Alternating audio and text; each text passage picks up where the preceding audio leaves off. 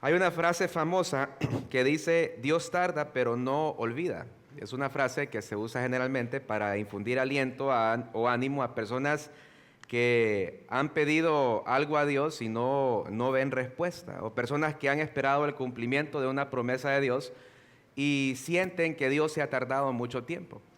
Y pues esta frase, aunque puede sonar bonita o motivacional, no es bíblica. No es bíblica porque Dios nunca se tarda. Nosotros podemos ver el tiempo muy diferente a cómo Dios ve el tiempo porque Él está fuera del tiempo. Hay otra frase que dice, los tiempos de Dios son perfectos. Esta sí es bíblica. Y aunque podría sonar muy trillada hoy en día, es cierta. Y esta sí es una frase que podría realmente traer ánimo a un creyente que está esperando en el Señor, que lleva mucho tiempo esperando que el Señor le cumpla una petición, o lleva mucho tiempo esperando que el Señor cumpla una promesa. Realmente que trae paz al corazón saber que los tiempos de Dios son perfectos.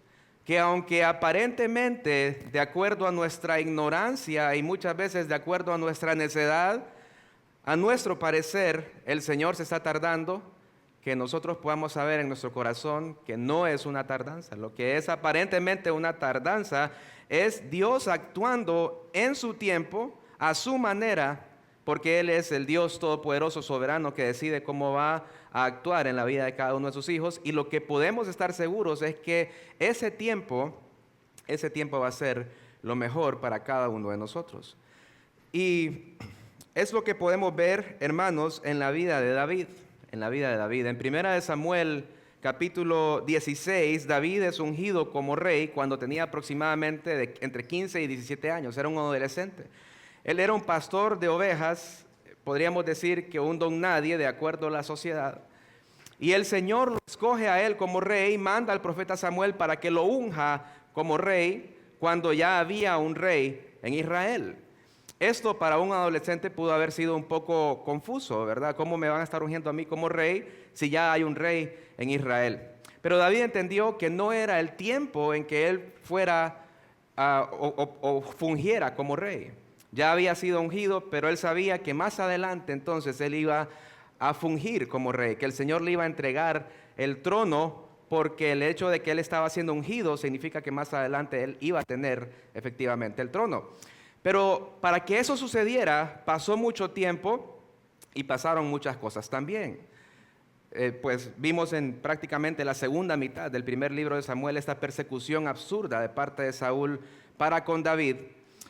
Y cuando murió Saúl, David pudo haber pensado, finalmente la promesa de Dios se va a cumplir. Finalmente, hoy sí voy a ser rey de Israel, así como el Señor lo prometió en el momento en que él lo ungió. Pero no fue así tampoco. La semana pasada estuvimos viendo que David tuvo que esperar otros 7 años, básicamente, para ver esta promesa de Dios cumplida. ¿Por qué? Porque cuando Saúl murió, David fue ungido como rey de Judá, en Hebrón. Pero Isboset, el único hijo que quedaba a Saúl, fue ungido como rey de las tribus del norte, del resto de Israel. Por lo que entonces no iba a ser en ese momento que de pronto David pensaba en su corazón que él iba a recibir el reino. Y lo que vamos a estar viendo en esta tarde, hermanos, es que esta aparente demora de parte del Señor realmente no era una demora. Era el plan perfecto de Dios obrando en la vida de David a través de la espera y de las muchas pruebas durante esa espera.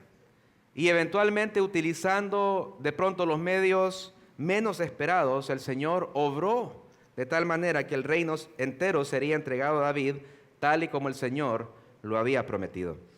Y esta tarde vamos a ver 3 de estas cosas que el Señor utilizó en su soberanía para cumplir su promesa de establecer a David como rey de Israel.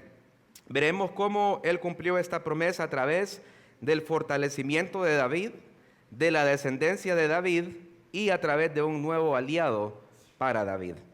Entonces, hermanos, vamos a ir a 2 de Samuel, capítulo 3. Y vamos a estar viendo los versículos 1 al 21. Segundo de Samuel, capítulo 3, versículos 1 al 21.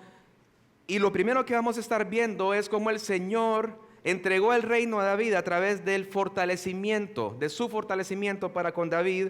Y eso lo vamos a ver en el versículo 1. Dice la palabra de Dios en el versículo 1: hubo larga guerra entre la casa de Saúl y la casa de David. Pero David se iba fortaleciendo mientras que la casa de Saúl se iba debilitando. Si ustedes recuerdan, hermanos, la semana pasada vimos acerca de cómo Abner, el comandante del ejército de Saúl, instigó una pelea entre 12 de sus soldados y 12 soldados del ejército de David.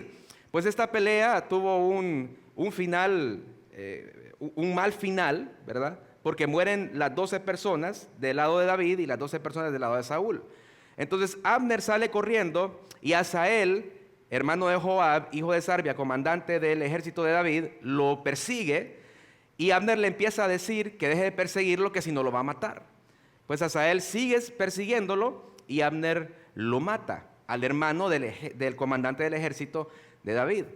Esto entonces comenzó una guerra civil básicamente entre la casa de Saúl y la casa de David. Pero como la voluntad de Dios era que David fuera el rey de toda Israel, Él permitió que David se fortaleciera y que la casa de Saúl se fuera debilitando, porque eventualmente, de acuerdo con el plan y la promesa de Dios, el rey Isboset, era el rey de la casa de Saúl, el rey de las tribus del norte, sería completamente debilitado, desapareciendo así su reinado, y David entonces sería proclamado como rey de todo Israel. Ahora, este hecho de que David se iba fortaleciendo y la casa de Saúl se iba debilitando, no fue algo que comenzó a raíz de esta pelea que hubieron entre los soldados de Abner y los soldados de David, sino que fue algo que comenzó mucho antes, cuando el Señor quitó el reino de Saúl para entregárselo a David. Eso lo podemos ver ahí en 1 de Samuel, capítulo 16, versículos 13 y 14. Cuando Samuel estaba ungiendo a David, dice: entonces Samuel tomó el cuerno de aceite y lo ungió en medio de sus hermanos. Y el Espíritu del Señor vino poderosamente sobre David desde aquel día en adelante. Luego Samuel se fue y se levantó y se fue a Ramá. Miren lo que dice el 14: el Espíritu del Señor se apartó de Saúl. Entonces vino el Espíritu del Señor sobre David y se apartó de Saúl.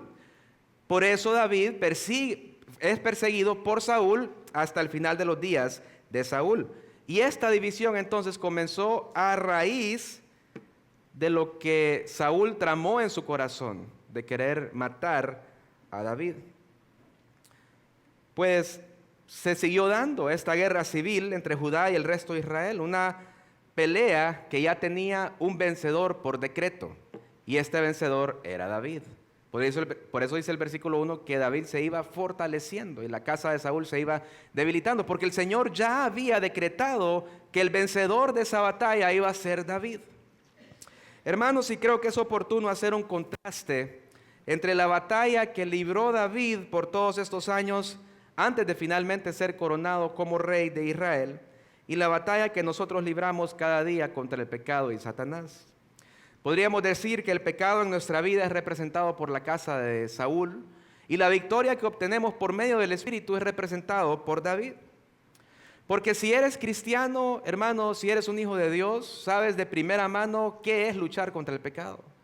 Sabes de primera mano, has experimentado la lucha diaria que un creyente tiene contra el pecado, contra muchos pecados. Porque el pecado no da tregua, no da descanso.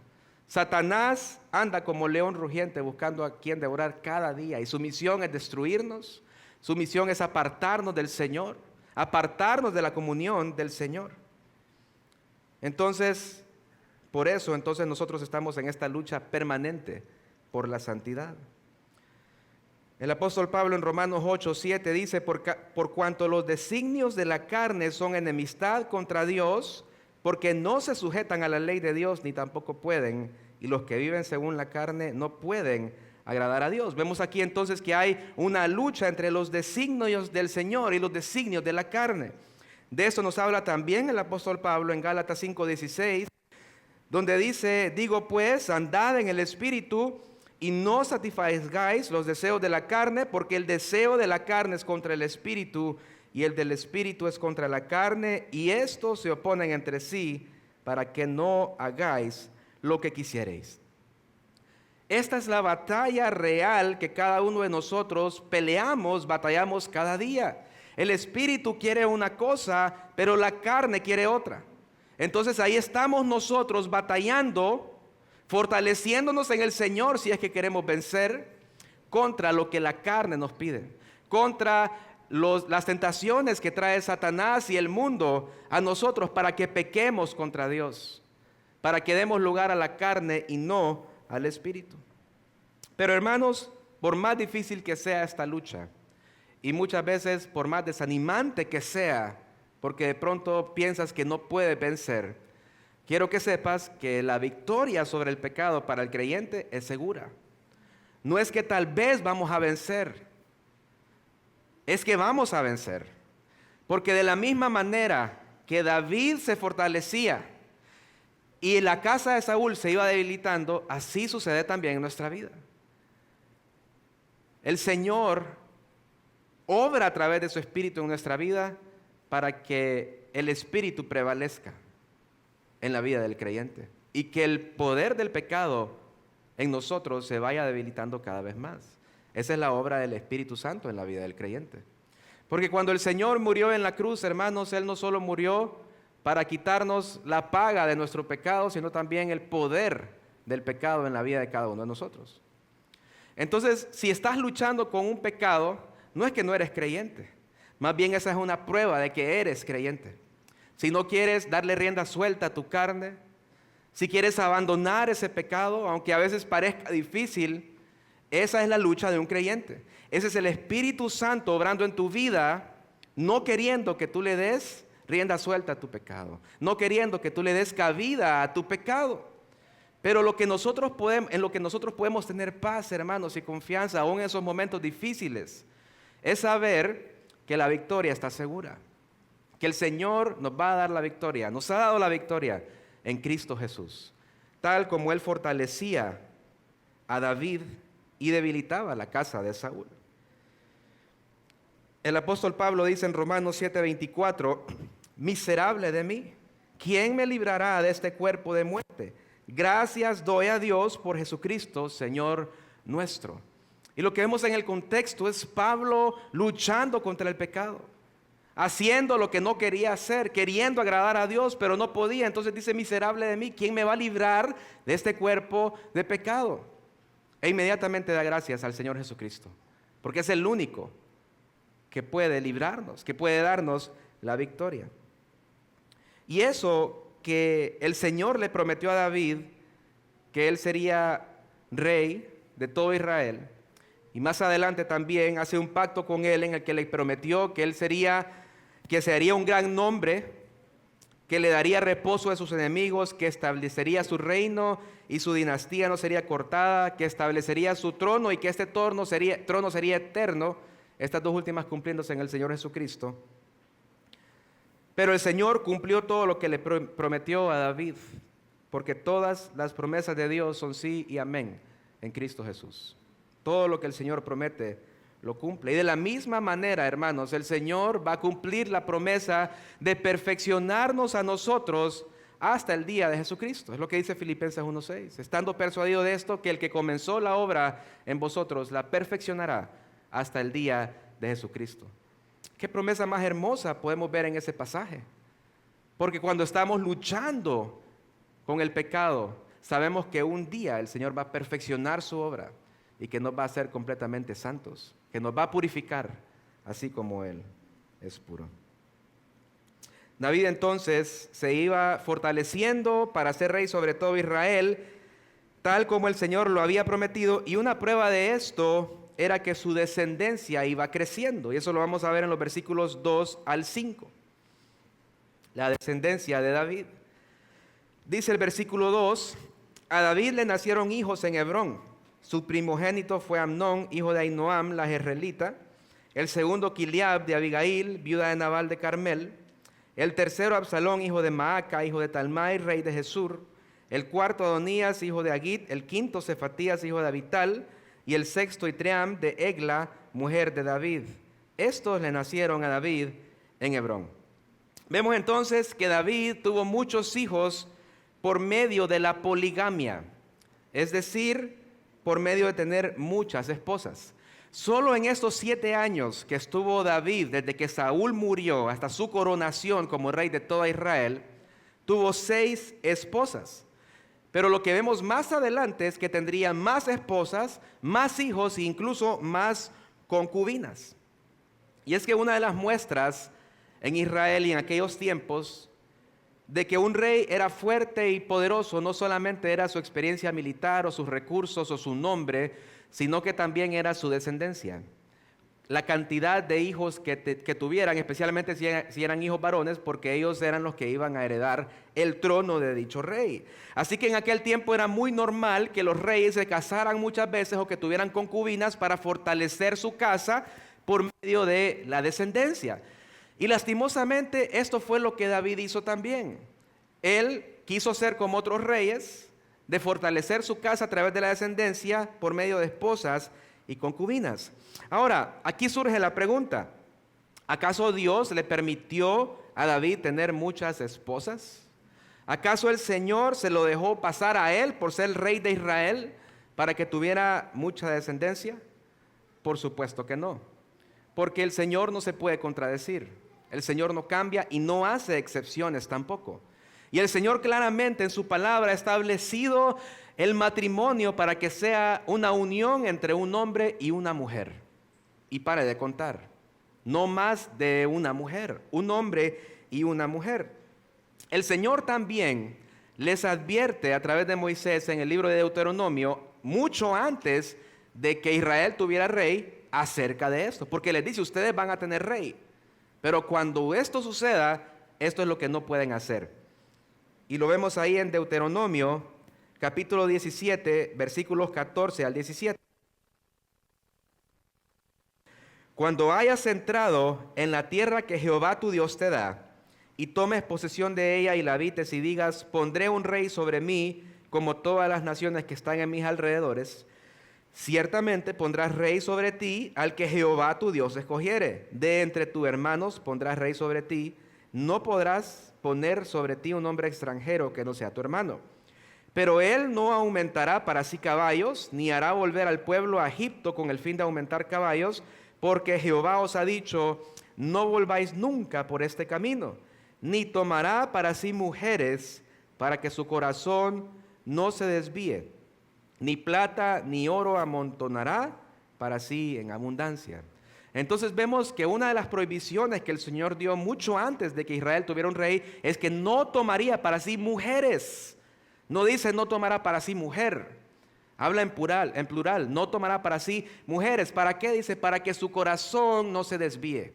Especialmente si eran mujeres extranjeras, como David agarró una mujer extranjera, a Maaca, hija del rey de Jesur. Pero aquí también puede surgir la pregunta, y se lo digo porque me lo han preguntado, ¿por qué el Señor entonces no lo condena? ¿Por qué el Señor no condena la poligamia en la vida de David?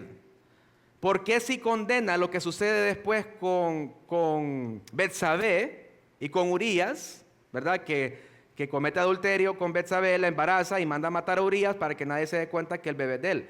Y vemos que David tiene graves consecuencias a causa de ese pecado. Pero anteriormente vemos que se casa con un montón de mujeres, desobedeciendo así la palabra del Señor. Porque el Señor entonces no lo disciplina. Pues aparentemente, hermanos, o por lo menos en el texto, no vemos una disciplina. Por lo menos no vemos una disciplina inmediata. Pero definitivamente el Señor sí disciplinó a David por el pecado de la poligamia. Si nosotros vemos y pensamos en alguno de los hijos que el texto menciona que tuvo David, o por lo menos los que se conocen más adelante, solo como ejemplos, Amnón, Absalón y Adonías. ¿Quién fue Amnón? Amnón fue el primer hijo de David. ¿Qué hizo qué? Que violó a su hermana Tamar, bueno, a su media hermana. No eran hijos de padre y madre. ¿Y qué hizo después? ¿Qué hizo después Absalón, hermano de padre y madre de Tamar? por lo que le había hecho a su hermana. Lo mató a Amnón. Y después, ¿qué quiso hacer? Quitarle el trono a su padre. ¿Qué vemos en Adonías? Cuando David muere, se quiere quedar el trono de su padre, cuando su padre ya había dicho que era de Salomón. Y entonces Salomón lo manda a matar. Hijos solamente de padre. Ahora, hermanos, pensemos un poco acerca de esto. ¿Ustedes creen que si Amnón hubiera sido hermano de padre y madre de Tamar, la hubiera violado? Probablemente no. El pecado del hombre puede llegar a extremos inimaginables, pero probablemente no la hubiera violado, no la hubiera visto de esa manera, no la hubiera deseado, si hubieran sido hermanos de padre y madre. De pronto incluso Absalón no hubiera matado a su hermano Amnón si hubieran sido hermanos de padre y madre, aunque eso no detuvo a Caín. Pero, ven mi punto, si David se hubiera casado con una sola mujer y hubiera tenido hijos con una sola mujer, muchos de estos problemas se hubieran ahorrado. Muchos de estos problemas. Entonces, sí, hermanos, el Señor sí disciplinó a David y lo disciplinó fuertemente, porque nunca más hubo paz en su casa. Imagínense que un hijo quisiera usurpar su trono, que un hijo matara al otro hijo, que el otro violara a la otra. ¿Se imaginan a David como padre? ¿Cuánto sufrió con sus hijos? Y es que a veces nosotros pensamos, hermanos, que si el Señor no está disciplinando un pecado que hemos cometido, de pronto de alguna manera no lo va a disciplinar o está accediendo a que nosotros lo hagamos. Pero el hecho de que el Señor no discipline un pecado que estamos cometiendo hoy no significa que no lo va a hacer. Las consecuencias van a venir y son seguras y puede que sean muy dolorosas, aunque no las veamos hoy, aunque no las veamos ni siquiera en un corto plazo. Pero que van a venir las consecuencias, van a venir. David creía que estaba bien. Bueno, estoy fortaleciendo mi casa. Estoy teniendo mucha descendencia con muchas esposas y con muchas concubinas. Pero el Señor no lo veía de esa manera. El Señor ciertamente no lo aprobaba. Y después lo disciplinó con mucho dolor. Por eso, hermanos, no debemos nosotros tentar al Señor. No debemos tener en poco o despreciar su misericordia y su gracia, sino que debemos abandonar nuestro pecado y responder a lo que Él ha hecho con nosotros y en nosotros con obediencia, arrepentimiento y fe.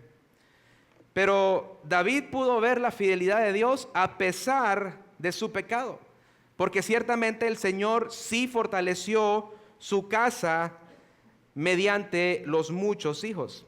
Claro que más adelante David llevaría las consecuencias de este pecado, pero esto no fue un impedimento para que el Señor cumpliera su promesa en la vida de David. El puritano Stephen Charnock dijo lo siguiente: el poder soberano de Dios asegura el cumplimiento de sus promesas. No hay condición, evento o voluntad humana que pueda impedir lo que Él ha determinado. Entonces, el Señor iba a cumplir su promesa incluso a pesar de David, pero definitivamente Él iba a sufrir las consecuencias, y por eso nosotros no podemos tomar esto tampoco, hermanos, como una licencia para pecar. Bueno, de todas maneras el Señor va a perfeccionar su obra en mi vida, entonces yo voy a pecar, porque el Señor ya lo prometió en Filipenses 1:6. No, porque eso es tentar al Señor. Eso es tener en poco su gracia, su misericordia, su paciencia para con nosotros. Qué bonito hubiera sido, hermanos, si David hubiera visto la promesa de Dios cumplida en su vida sin tanto dolor, sin tanta consecuencia por el pecado. Qué bonito hubiese sido que se hubiera casado con su primera esposa, Ahinoam. Bueno, fue Mical, pero a Mical se la quitaron. Ya vamos a verlo más adelante. Con Ahinoam, y que hubiera tenido su descendencia con Ahinoam. Y el Señor le pudo haber dado la misma cantidad de hijos que le dio con las otras esposas solo por medio de una esposa. Porque el Señor es poderoso para hacerlo. El Señor entonces, en su soberanía, cumple su promesa a David por medio de su fortalecimiento, de su descendencia, y tercero, por medio de un nuevo aliado de David. Y esto lo vamos a estar viendo en los versículos 6 al 21, pero vamos a ir viendo por partes quién era este nuevo aliado. Y vamos a ver primeramente los versículos 6 y 7. Dice, durante la guerra que había entre la casa de Saúl y la casa de David, Abner se fortaleció en la casa de Saúl, y Saúl había tenido una concubina cuyo nombre era Rispa, hija de Aja. Entonces Isboset dijo a Abner, ¿por qué te has llegado a la concubina de mi padre? El nuevo aliado de David entonces es Abner. Y vemos que durante esta guerra que hubo entre la casa de David y la casa de Saúl, este hombre Abner se iba fortaleciendo, iba agarrando fuerza en la casa de Saúl. Y claro que Abner no es un nuevo personaje, lo hemos visto prácticamente desde el principio de 1 Samuel como el comandante del ejército de Saúl. Él siempre fue el hombre de confianza de Saúl. Entonces, mientras David se fortalecía en Hebrón, dice que Abner se fortalecía en la casa de Saúl. Ahora, ¿qué es lo que hemos podido ver acerca de Abner? Es importante que veamos algunas de las características del carácter de Abner para ver por qué hace las cosas que va a hacer en este capítulo. Pues sabemos de Abner que era un guerrero aguerrido y valiente. Era leal a Saúl, políticamente inteligente, pero fue alguien que no obedeció la voluntad de Dios en cuanto al reinado de Israel. Porque Abner, tal como lo hizo Saúl, desobedeció la voz del Señor. Ellos sabían que David era el ungido de Dios. Ellos sabían que David era quien iba a ser rey de Israel, pero aún así decidieron perseguir a David. Abner era igual de culpable que Saúl de su intención de matarlo, y si hubiera tenido la oportunidad lo hubiera matado, porque Abner era leal a Saúl, pero no era leal al Señor, no era leal a su palabra.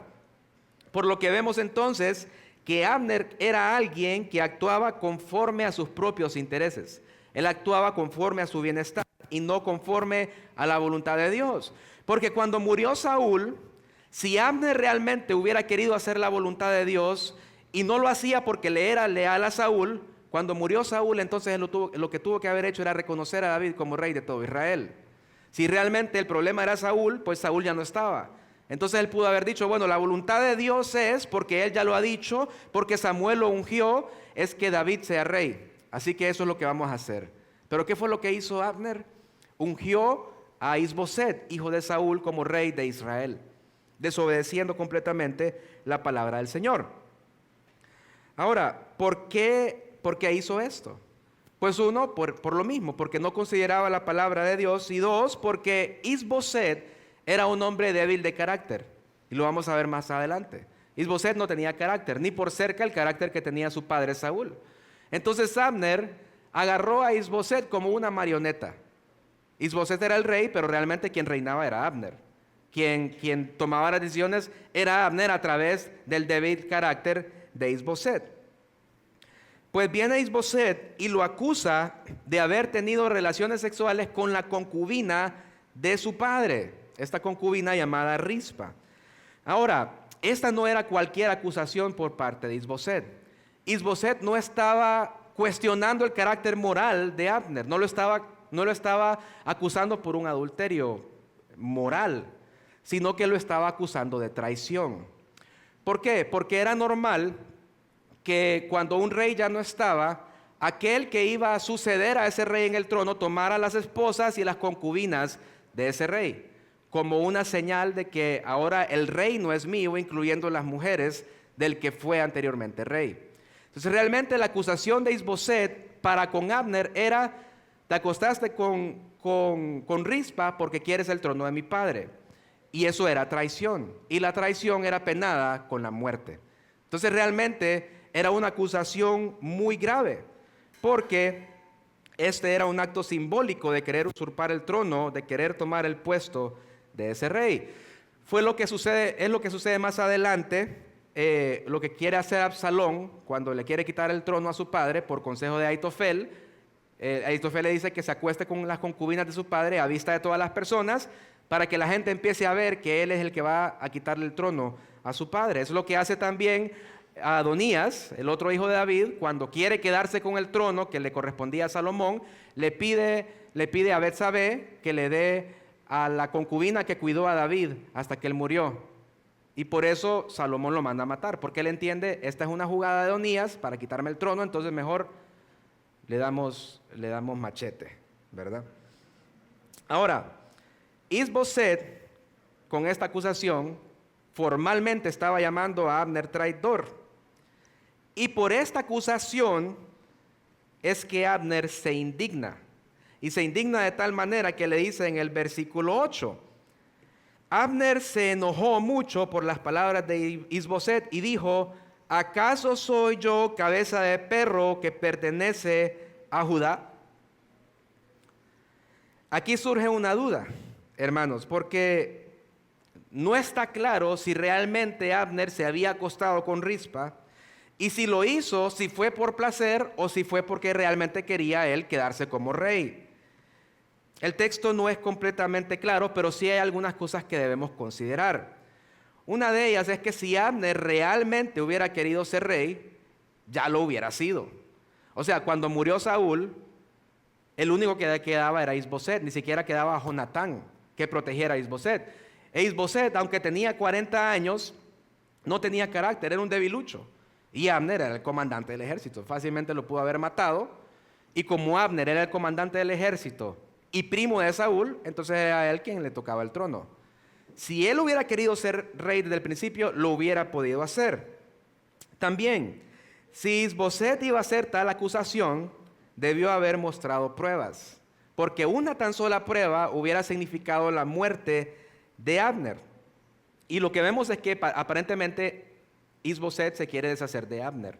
De pronto ya no quería ser más su marioneta, él quería ser realmente el que reinara, entonces inventó una acusación para que mataran a Abner, pero no le funcionó, porque si esto hubiera sido verdad, con presentar prueba o testigos hubiese sido suficiente para que Abner muriera por traición.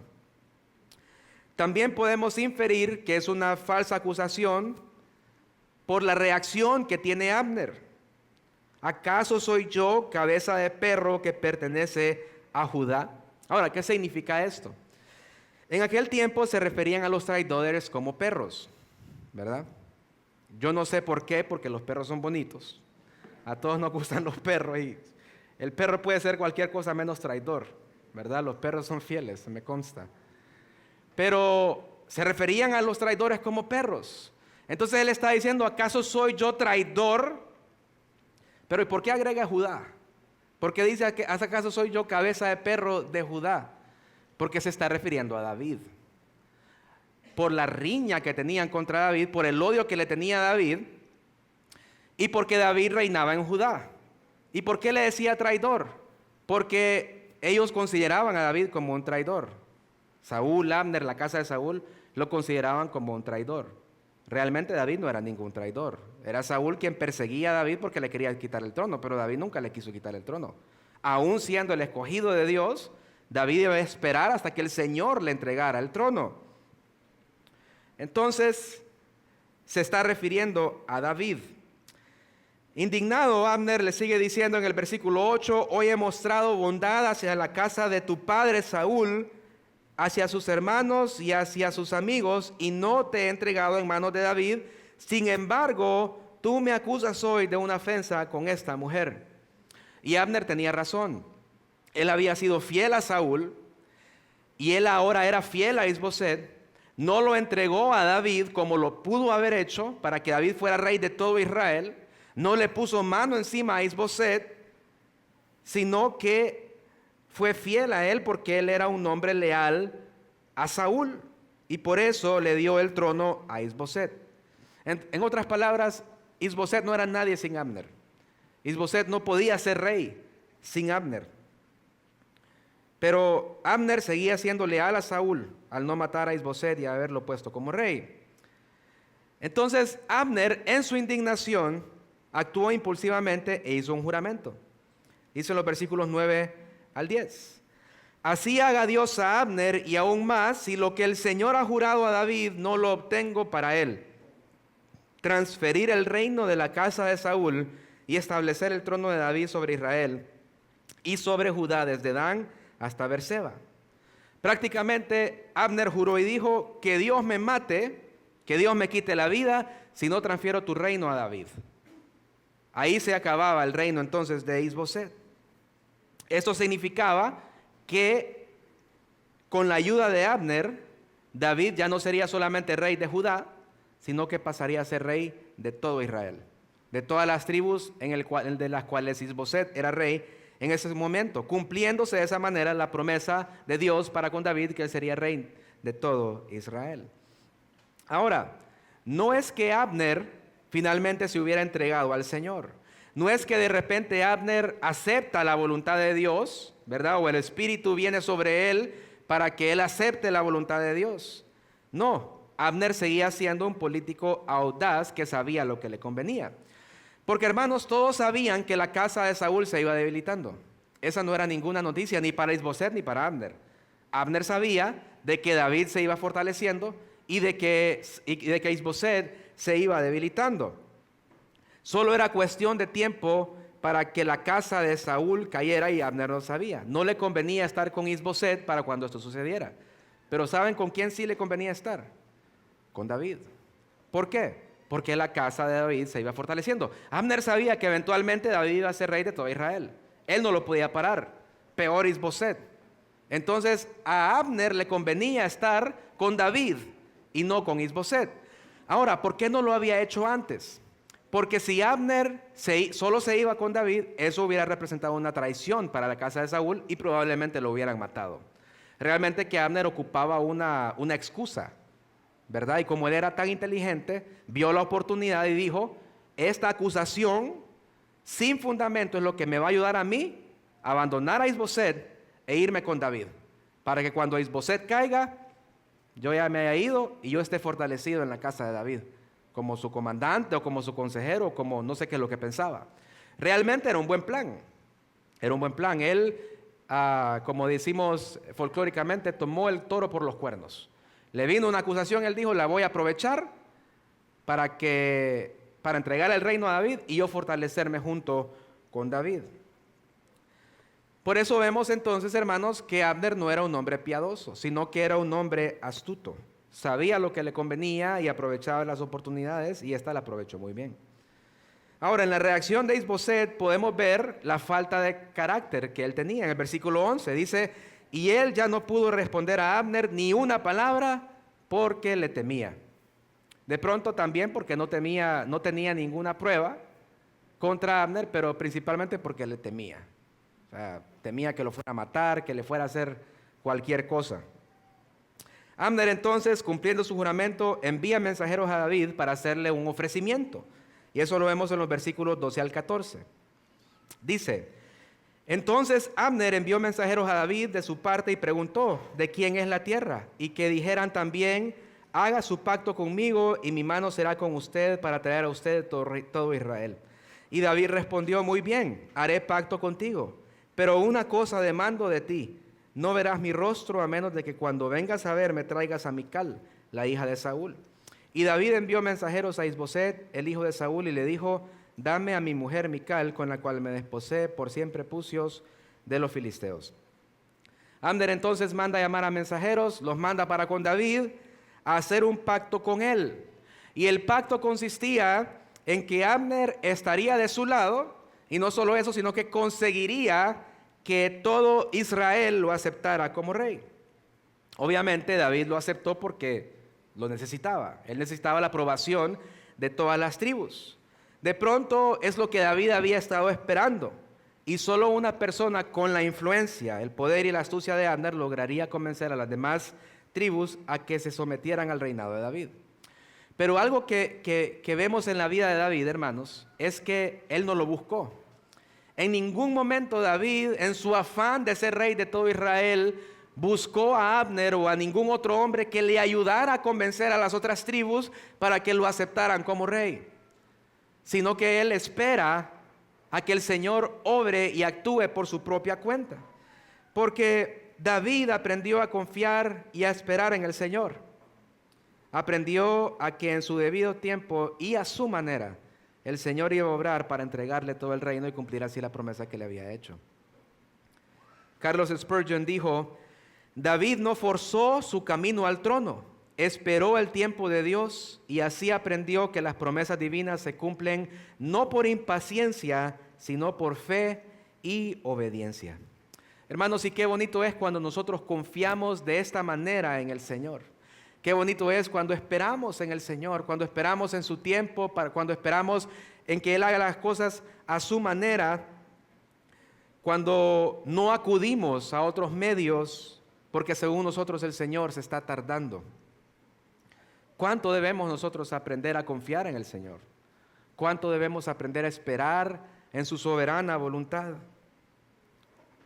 En la soberana voluntad de ese Dios que cumple todo lo que promete a su tiempo y no al nuestro.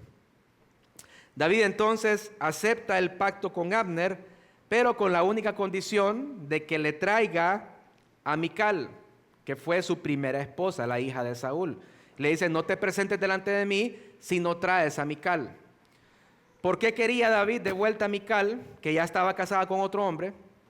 Pues posiblemente porque todavía la amaba, aunque ya tenía como 6 esposas, no sé para qué quería más. Pero la quería de vuelta. O posiblemente era una señal de que él no tenía nada en contra de la casa de Saúl. De todas maneras le dice, tráemela, no te presentes sin que antes vengas con Mical. Pero miren qué interesante que él le hace la petición a Isboset y no solamente le dice a Abner, tráemela. ¿Por qué él le manda a decir a Isboset que le mande a Mical? Porque David, así como siempre respetó a Saúl como rey, así tenía ese respeto por Isboset también. Aunque realmente el rey legítimo era Isboset y no David. Pero David no se salta la autoridad de Isboset, aunque Abner era el que mandaba realmente. Le manda a decir a Isboset que le mande a su hermana Mical. Y pues Isboset le dice a Mical que vaya. Y vemos en el versículo 15 que dice, Isboset pues envió a quitársela a su esposo, a Paltiel, hijo de Lais. Pero su esposo fue con ella llorando mientras iba y la siguió hasta Bahurim. Entonces Abner le dijo, ve, vuélvete, y Paltiel se volvió. Qué cuadro más triste, ¿verdad? El de Paltiel, atrás de la que era de la única persona que conocía como su esposa. Ya llevaba más de 7 años casado con ella, pero Paltiel también solamente estaba cosechando las consecuencias de su pecado. ¿Quién lo manda a casarse con una mujer casada? O sea, Milca estaba casada, pero Saúl, como era el rey, le dijo, yo soy el rey, cásate con ella, obedeciendo las leyes terrenales por encima de las leyes de Dios, que decía no puede casarse un hombre con una mujer casada. Pero él lo hizo de todas maneras y aquí Paltiel está cosechando esas consecuencias. Mical entonces regresa con David, pero por lo que podemos ver en unos capítulos más adelante, Mical despreciaba a David. Aunque regresó, lo despreciaba, dice la palabra que nunca tuvo descendencia. Entonces de pronto ella regresó, pero no tenían una relación marital con David. Finalmente Abner, en cumplimiento a su pacto con David, empieza un trabajo de persuasión para que los ancianos de las tribus de Israel se sometieran a David. Es lo que vemos en los versículos 17 al 19. Dice, Abner habló con los ancianos de Israel. Hace tiempo que ustedes buscaban a David para que fuera su rey. Ahora pues háganlo. Porque el Señor ha hablado acerca de David diciendo, por mano de mi siervo David salvaré a mi pueblo Israel de mano de los filisteos y de mano de todos sus enemigos. También Abner habló a los oídos de los de Benjamín. Abner además fue a hablar a los oídos de David en Hebrón de todo lo que le parecía bien a Israel y toda la casa de Benjamín. Entonces, hermanos, era necesario que los ancianos de Israel estuvieran de acuerdo con hacer a David rey sobre todo Israel, y Abner lo sabía, por lo que este era el primer paso y era el más importante. Si no los convencía, entonces su pacto con David no tendría validez. Y el hecho de que fuera Abner y no David a tratar de persuadirlos, de pronto tendría más un poder de convencimiento más fuerte para con los ancianos, porque ellos sabían la riña que había entre Abner y David. Y si ellos pensaban, bueno, esos dos ya al fin se pusieron de acuerdo, Abner era quien perseguía a David y ahora lo quiere hacer rey, entonces es lo más lógico que lo hagamos rey. Y me fue, hermanos, inevitable pensar que el llamado que Abner le hace a los ancianos de Israel es el mismo llamado que el Señor le hace a los pecadores, a que se arrepientan y que hagan a Jesús Señor de sus vidas. Porque le dice, ustedes lo querían como rey, háganlo pues rey. Pero David ya era rey, hermanos. Ya era rey por decreto del Señor. Ellos solamente debían reconocer que David era rey. Ahora, ¿el Señor Jesús es rey? ¿Es Señor? Sí es Señor. Pero hay personas que no han reconocido el señorío de Cristo en sus vidas. Y esa decisión los va a llevar al infierno. De la misma manera que estos ancianos deberían reconocer que David era el rey, también los pecadores hoy deben arrepentirse y reconocer que Jesús es rey, que Jesús es Señor. Por eso dice la palabra en Romanos 19, que si confesamos con nuestra boca que Jesús es el Señor y que Dios le levantó entre los muertos, entonces seremos salvos. Jesús es Señor, pero no todos lo reconocen como tal. Y esto es lo que Abner les instiga o les insta a los ancianos a que reconocieran que David era rey. Y les dice, por mano de mi siervo David salvaré a mi pueblo Israel de la mano de los filisteos y de la mano de todos sus enemigos, que fue lo que dijo el Señor. Entonces, ¿qué está haciendo Abner acá? Está citando la palabra de Dios. ¿Por qué? ¿Porque Abner era piadoso? No, porque tenía que convencerlos. Y la única manera de convencerlos era con la misma palabra de Dios, con la misma ley de Dios. No porque Abner se arrepiente y de pronto empieza a creer en la palabra de Dios. Ahora, ¿por qué pienso, aparte de esto, hermanos, que Abner no fue que se arrepintió? ¿Cómo le estaba llamando a David unos minutos antes? Cabeza de perro, le estaba diciendo. Le estaba diciendo que era un traidor. Pero ahora le convenía tenerlo de su lado. Y le manda a decir, yo voy a convencer a todo el mundo para que te hagan rey. Entonces realmente aquí no hay un arrepentimiento de parte de Abner. Abner está actuando en base a su propio bien, a lo que le conviene. Porque hermanos, el arrepentimiento empieza en el corazón. Aun cuando nosotros actuamos bien, puede que no haya arrepentimiento. Puede que yo lo esté haciendo para salir del paso, para que ya no me moleste. Ay, que siempre me está regañando, entonces mejor no lo voy a hacer. Pero eso no es arrepentimiento. Eso es dejar de hacer algo por una mala motivación. Abner está haciendo lo correcto, pero no lo está haciendo con un corazón puro delante de Dios. Lo está haciendo por conveniencia. Después de esto, dice también que persuadió a la tribu de Benjamín, que podríamos decir que sería la tribu más difícil en aceptar el reinado de David, porque Isboset era de la tribu de Benjamín. Saúl era de la tribu de Benjamín. De pronto, si las otras tribus veían que Benjamín accedía, entonces ellos iban a acceder también. Después de esto, sigue diciendo el versículo 19, que Abner fue a informarle de las respuestas de los ancianos y de Benjamín a David, y David lo recibe con un banquete para afirmar su pacto con Abner. Y en los versículos 20 a 22, vemos 20 a 21, el cumplimiento del pacto por parte de Abner. Dice, llegó Abner donde estaba David en Hebrón, y con él 20 hombres. Y David preparó un banquete para Abner y los hombres que lo acompañaban. Y Abner dijo a David, me levantaré e iré a reunir a todo Israel junto a mi señor el rey, para que hagan un pacto con usted y sea rey sobre todo lo que su corazón desea. Entonces David despidió a Abner y él se fue en paz. Aunque Abner estaba obrando para su propio bien, así como él le fue leal a Saúl, así lo iba a hacer también con David. No había ningún truco en el pacto de Abner, no estaba tratando de engañar a David, realmente él le iba a ser leal a David. Su objetivo era que todo Israel viniera a hacer pacto con David, por lo que este pacto de Abner trasciende lo personal entre él y David y llega hasta lo político y nacional, unificando así las tribus del norte con las tribus del sur para el establecimiento del reino de David sobre todo Israel.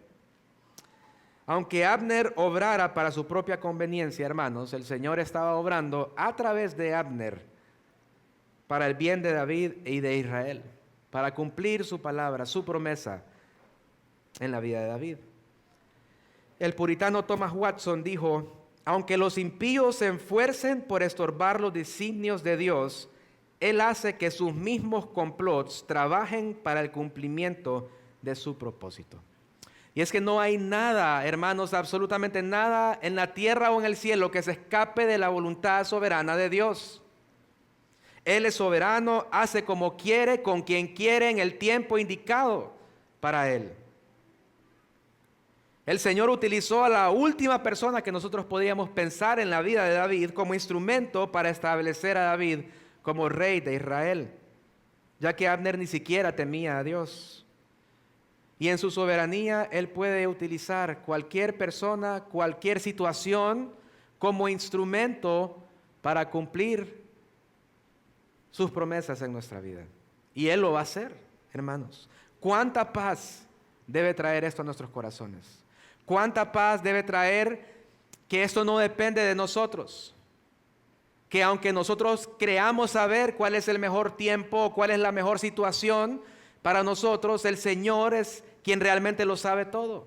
Él es el todo, el que lo sabe todo. Él tiene la sabiduría infinita para saber qué es lo que nos conviene, en qué tiempo nos conviene.